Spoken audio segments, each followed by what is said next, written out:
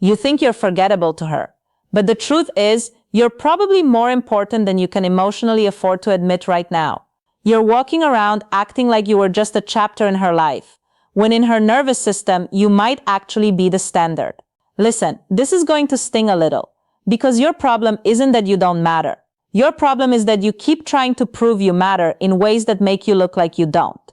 If you need reminders like this, real truth that doesn't coddle you, then subscribe. Not for me, but for you. Because at 2 a.m., your mind will lie to you, and you'll start chasing crumbs like they're a full meal. You need consistent clarity. You need a voice that drags you back to self-respect before you embarrass yourself. Here's what it really means. When you feel like you didn't matter to her, it doesn't mean you were nothing. It means you were something real. And the moment you started leaking that reality into desperation, you turned your value into pressure. And pressure doesn't feel like love, it feels like a problem. The big misconception is this. You think if she's not texting you, if she looks fine without you, if she's posting smiling pictures, then you meant nothing. You think her silence equals indifference. You think her moving on quickly means you are replaceable. But here's the hard truth. People don't always grieve publicly. Women especially are often trained to regulate their emotions socially. She can look completely composed on the outside while her inner world is still rearranging itself around you. She can act like she's over it, while quietly measuring every new man against the standard you set without even trying. This isn't about you being the prize in some fantasy. This is psychology. This is imprinting.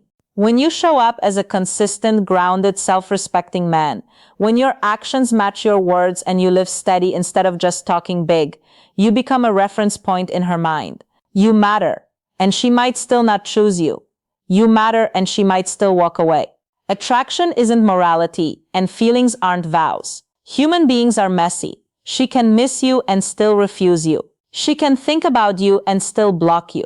She can respect you and still not be ready for you. And if that hurts, good. Let it hurt. Because the moment you accept that reality, you stop doing the most unattractive thing a man can do, begging reality to be different. Women don't attach to words the way men often think they do.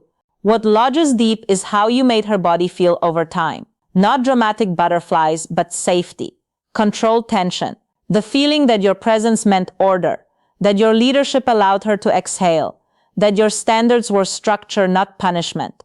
She can find attention anywhere. She can find compliments in any comment section.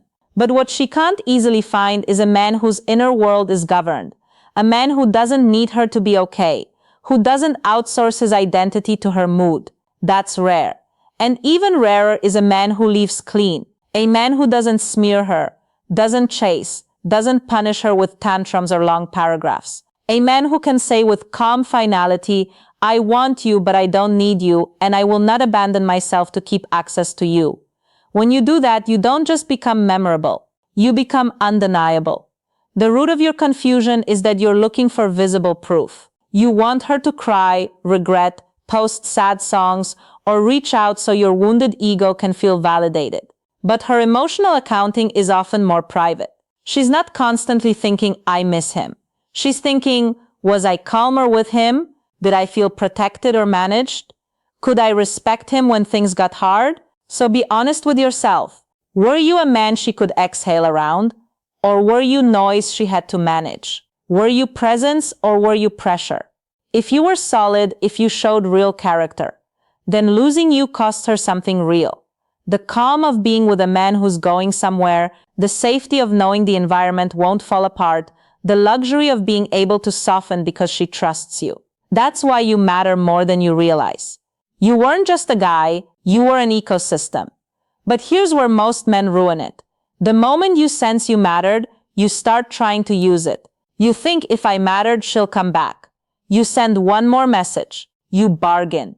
You hand your power to a maybe. Reframe this. If you truly matter, you don't chase. You don't beg. You don't audition. You show her what she lost by becoming a man who can lose something and still keep his spine. A lot of you aren't heartbroken. You're ego broken. You don't just miss her, you miss the version of yourself that felt chosen. You want certainty, not love. You call it closure when what you really want is permission to stop feeling, Closure is something you give yourself by telling the truth. It ended. It changed. It's not yours right now, and that right now is important. A woman's mind isn't a light switch, it's more like seasons. She can be done, then feel a wave weeks later.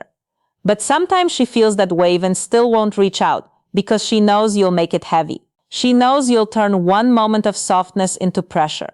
The man who solves this isn't cold, he's controlled. He doesn't perform strength, he built it quietly when no one was watching. His boundaries don't need speeches. His no is calm. His attention is earned, not demanded. He has a purpose that existed before her and will exist after her. He understands that women don't fall in love with men who need them. They fall in love with men they can trust. And trust is built when your emotions don't hijack your behavior. So here's the practical part. Stop seeking proof that you mattered. Stop rereading old messages. Stop fishing for signs. Stop watching her life from the shadows. Redirect all that energy back to what you control. Train your body, lift, run, clean up your money, tighten your finances, simplify your environment, strengthen your circle with men who won't let you spiral. Pick a real mission that forces you to grow. And most importantly, control your mouth. Stop explaining yourself to someone who already made their choice. Stop sending paragraphs.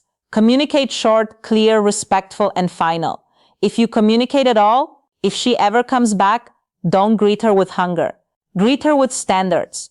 Assess whether she's bringing peace or confusion, effort or excuses. Choose from your center, not from your wounds. The more you become this man, the less you need validation about whether you mattered, because you'll know you matter in your own eyes.